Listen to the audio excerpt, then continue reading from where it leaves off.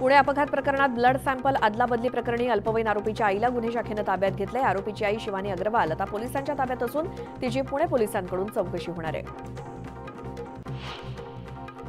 पुणे कल्याणनगर अपघात प्रकरणात अल्पवयीन आरोपीची पोलीस आज 2 तास चौकशी करणार आहेत। अल्पवयीन आरोपीचे पालक उपलब्ध नसल्यामुळे बाल हक्क न्याय मंडळाच्या सदस्यांच्या उपस्थितीत ही चौकशी करण्यात येईल।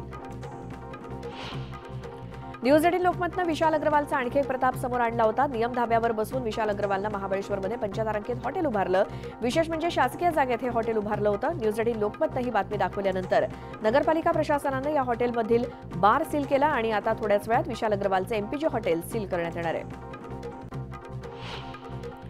लोकसभा निवडणुकीचा 7वा आणि अखेरचा टप्पा आज पार पडतोय। या टप्प्यात पंतप्रधान नरेंद्र मोदी, रविशंकर प्रसाद, अनुराग ठाकूर, कंगना रनौत, रवी किशन या भाजपच्या नेत्यांसोबतच राज बब्बर, हरसिमरत कौर बादल आणि आदी विरोधी पक्षांचे नेते सुद्धा रिंगणात आहेत।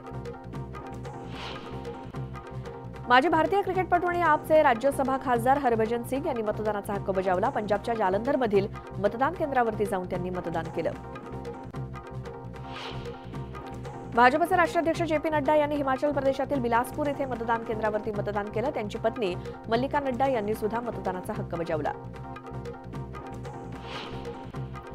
मुंबईत मध्य रेल्वेच्या ब्लॉकच्या पहिल्या दिवशी म्हणजेच गुरुवारी मध्यरात्रीपासूनच ठाणे रेल्वे स्थानकातील रूळ हलवण्याचं काम युद्धपातळीवरती सुरू आहे। मात्र आज सलग दुसऱ्या दिवशी सुद्धा रेल्वे प्रवाशांची कसोटी लागणार आहे। महामेगा ब्लॉकमुळे आज लोकलच्या 534 फेऱ्या रद्द करण्यात आल्या। मध्य रेल्वेनं सीएसएमटी आणि ठाणे येथील फलाटांच्या विस्तारीकरणासाठी महामेगा ब्लॉक घेतला। त्यामुळे प्रवाशांचे प्रचंड हाल होत आहेत। रविवारच्या ब्लॉकमुळे प्रवाशांचे अधिक हाल होऊ नयेत म्हणून पश्चिम रेल्वेनं रविवारी 2 जून रोजी घेण्यात येणारा ब्लॉक रद्द केलाय। ठाणे रेल्वे स्थानकातील फलाट क्रमांक 5चं रुंदीकरण सुरू झालं असून रेल्वे रूळ हलवण्याचं कार्य पूर्ण झालंय। शनिवारी संध्याकाळी हे काम पूर्ण झाल्यानंतर रविवारी शेवटच्या टप्प्यातील काम सुरू होईल। त्यानंतर प्रवाशांना हा फलाट उपलब्ध होईल। जम्बो मेगा ब्लॉकमुळे छत्रपती शिवाजी महाराज टर्मिनस ते दादर मध्य रेल्वेची सेवा पूर्णपणे बंद असल्यानं फलाटावरती शुकशुकाट बघायला मिळतो। या दरम्यान बेस्टच्या अतिरिक्त गाड्या चालवण्यात येत आहेत। गोंदिया जिल्ह्यामध्ये सूर्याचा कोप झाल्याचं दिसतंय। दिवसेंदिवस उन्हाचा तडाखा वाढतोय आणि जिल्ह्याचा पारा थेट आता 45 अंशांवरती पोहोचलाय। त्यामुळे नागरिक हैराण झालेत आणि त्यांना आता पावसाची प्रतीक्षा आहे। नागपुरातील तापमान 44 अंशांत पार गेले। त्यामुळे नागपूरकरांना उकाड्याच्या त्रासाला सामोरं जावं लागतंय। दिवसेंदिवस वाढणाऱ्या तापमानामुळे नागपूरकर हैराण झालेत। राज्यामध्ये असलेल्या लहान मोठ्या 2997 धरणांनी तळ गाठला असून सध्या 315 अब्ज टीएमसी म्हणजेच अवघा 22% पाणीसाठा शिल्लक आहे। औरंगाबाद विभागात सर्वात कमी 8.88% आणि त्या खालोखाल पुणे विभागात 15.37% पाणी शिल्लक आहे। मागील वर्षी झालेला अत्यल्प पाऊस आणि यंदाचा कडक उन्हाळा यामुळे अखेरच्या टप्प्यात मनमाडकरांना तीव्र टंचाईला तोंड द्यावं लागतंय। यंदा उन्हाळ्याच्या 4ही महिन्यात मनमाडकरांना पाण्यासाठी रणरण भटकण्याची वेळ आली आहे। सध्या महिन्यातून एकदाच तर काही ठिकाणी 24 दिवसांना आड पाणी पुरवठा होत असल्यानं मनमाडकरांना पाणी विकत घेण्याची वेळ आली आहे। मुंबई पालिकेकडून पाण्याचा पुरवठा करण्यात येणाऱ्या ठाण्यातील काही भागांमध्ये 5% पाणी कपात लागू झाली आहे। या कपातीचं प्रमाण 5 जूनपासून 10% होणार आहे। नौपाडा, पाचपाखाडी, हाजुरी, लुईसवाडी, रघुनाथनगर, नामदेववाडी, साईनाथनगर, रामचंद्रनगर 1, किसननगर, शिवाजीनगर, पडवळनगर या भागामध्ये पाणी कपात असणार आहे।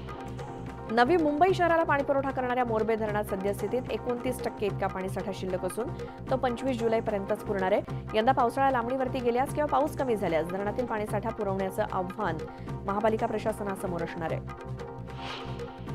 जळगावच्या बोदवड शहरात 15 ते 20 दिवसांनंतर पाणीपुरवठा होत असल्यामुळे नागरिकांना भीषण पाणी टंचाईचा सामना करावा लागतोय। मात्र नगरपंचायतीमार्फत पाणीपुरवठ्याबाबत कुठलेही नियोजन दिसत नाही, तर नागरिकांनी तातडीनं टँकरद्वारे पाणीपुरवठा करण्याची मागणी करण्यात येते। पाऊस लांबल्यानं पालेभाज्यांना महागाईची फोडणी बसली आहे। जुन्नर कृषी उत्पन्न बाजार समितीच्या नारायणगाव उपबाजारात कोथिंबीर आणि मेथीच्या भावात वाढ झाली आहे। कोथिंबीरीला 60 ते 70 रुपयांचा भाव मिळालाय। त्यामुळे पुन्हा एकदा गृहिणींचं बजेट कोलमडलंय। नैसर्गिक आपत्तीमुळे नुकसान झालेल्या पात्र शेतकऱ्यांना नुकसानीची रक्कम थेट शेतकऱ्यांच्या बँक खात्यात जमा होणं सुरू आहे। मात्र गोंदिया जिल्ह्यातील 4881 शेतकऱ्यांनी अद्यापही ई-केवायसी केलेली नाही। त्यामुळे हे शेतकरी नुकसान भरपाईपासून वंचित आहेत।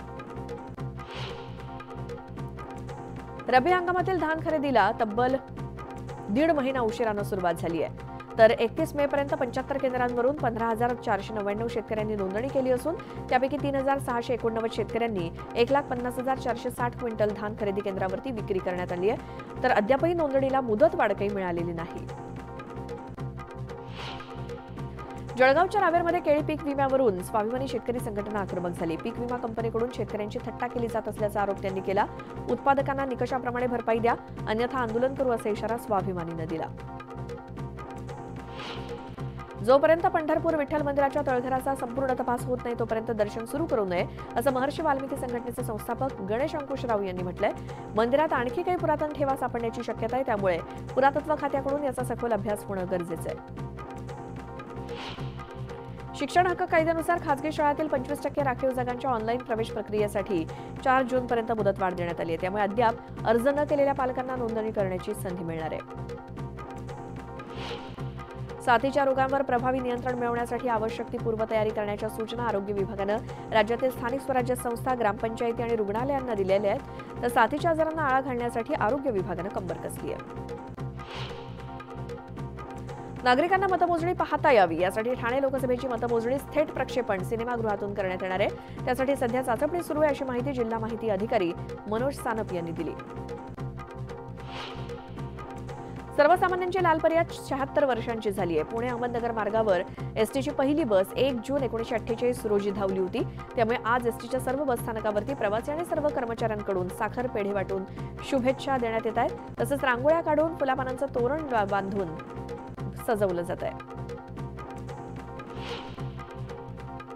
पुण्यातील दख्खनची राणी असलेल्या डेक्कन क्वीन रेल्वेचा आज 95वा वाढदिवस आहे. मुंबईकडे जाणारी डेक्कन क्वीन रेल्वे ही महामेगा ब्लॉकमुळे रद्द असली तरी पुणे स्टेशनवरती प्रवाशांनी प्लॅटफॉर्मवरती रेल्वे आणून तिचा वाढदिवस साजरा केला. मुंबई विद्यापीठाच्या उन्हाळी सत्रातील तृतीय वर्ष BA सत्र 6 या परीक्षेचा निकाल जाहीर झाला. या परीक्षेत 4,675 विद्यार्थी उत्तीर्ण झाले असून उत्तीर्णतेची टक्केवारी 49.31 इतकी आहे, तर 4,806 विद्यार्थी अनुत्तीर्ण झालेत.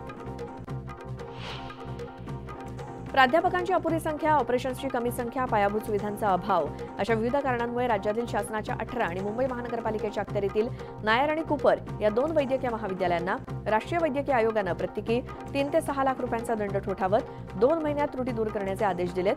तर हा दंड का लावला याबाबत मात्र अधिष्ठात्यांनी आश्चर्य व्यक्त केलं. एअर इंडिया एक्सप्रेस कंपनीनं टाइम टू ट्रॅव्हल या नावानं एक अनोख्या योजनेची घोषणा केली आणि या योजनेअंतर्गत प्रवाशांना केवळ 1,177 रुपयात विमान प्रवास करता येणार आहे. या योजनेचा लाभ घेऊ इच्छिणाऱ्या प्रवाशांना येत्या 3 जून पर्यंत आपल्या तिकिटाचं बुकिंग करावं लागणार आहे. तर ज्या प्रवाशांकडे केवळ केबिनमध्ये जाऊन जाण्याइतकंच सामान आहे अशाच प्रवाशांकरता ही योजना लागू आहे. उद्योगांमधील थेट परकीय गुंतवणुकीमध्ये महाराष्ट्र सलग दुसऱ्या वर्षी देशात क्रमांक 1 वरती असल्याची माहिती उपमुख्यमंत्री देवेंद्र फडणवीस यांनी दिली. 1.18 लाख कोटींच्या परकीय गुंतवणुकीसह महाराष्ट्र 2022-23 मध्ये अव्वल होता, तर 2023-24 मध्ये 1.24 लाख कोटींची परकीय गुंतवणूक करत सरकारनं स्वतःचाच उच्चांक मोडलाय.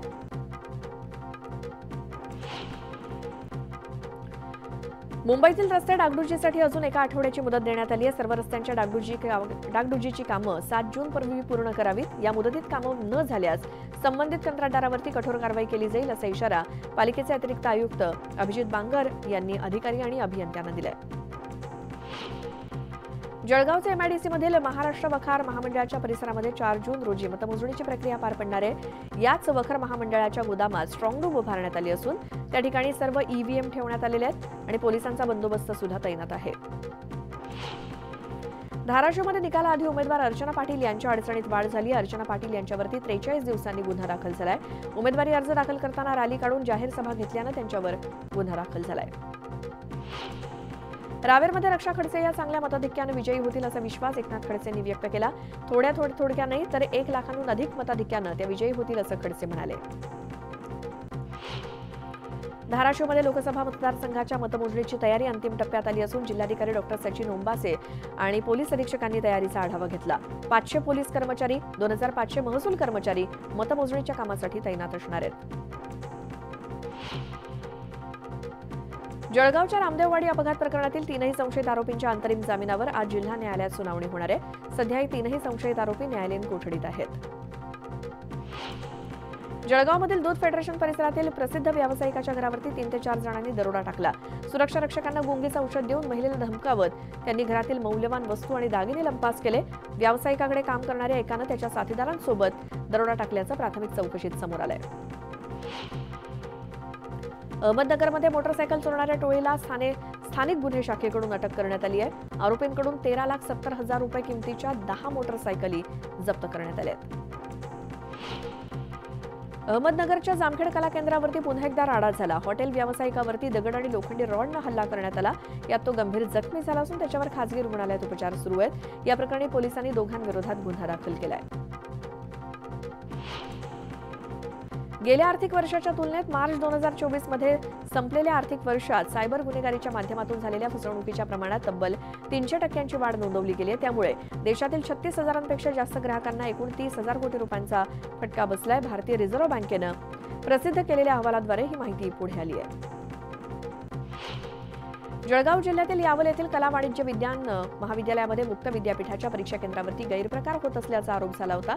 या आरोपानंतर केंद्रावरती भरारी पथकानं धडक देत विद्यार्थ्यांची तपासणी केली.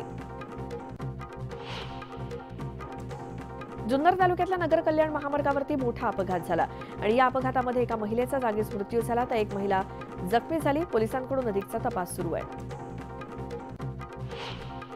जुन्नर तालुक्यातील नारायणगाव येथील डिंभे डावा कालव्यात मित्रांसोबत पोहायला गेलेल्या एका युवकाचा कॅनालच्या पाण्यामध्ये बुडून मृत्यू झाला. जवळपास 5 तासांच्या शोध मोहिमेनंतर या युवकाचा मृतदेह रेस्क्यू टीमला सापडलाय. जुन्नर तालुक्यातील नगर कल्याण महामार्गावरती दुचाकीचा अपघात झाला असून अपघातामध्ये एक जण ठार झालाय तर एक जण जखमी झालाय.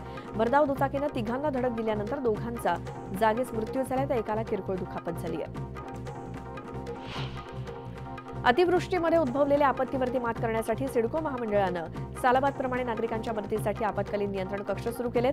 जून ते सप्टेंबर या महिन्यामध्ये 24 तास या नियंत्रण कक्षातून रहिवाशांना मदत केली जाणार असल्याचं सिडको मंडळाच्या जनसंपर्क विभागानं प्रसिद्धी पत्रकातून सांगितलंय. आणि बातम्यांचा इथे वेळ झाली एका छोट्याशा ब्रेकची.